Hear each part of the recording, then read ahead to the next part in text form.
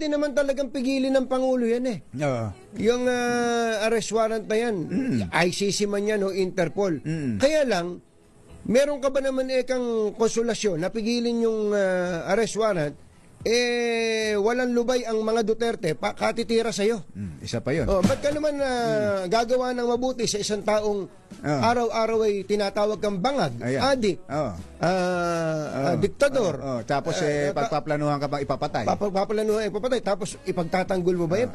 Parang, tama, sabi ko, okay, iba rin talaga pag may kausap ka ibang tao. Yan din naman yung binabanggit natin nung nakaraan na parang nag-extend ka ng reconciliation, helping hand, iniaabot mo, pero inaabot mo yung kamay, tinataga yung kamay mo. Na sinasabing bangag ka. Ba't mo kami aabotin? Bangag ka. Adik ka. Adik ka. Ngiwi ka. Lahat.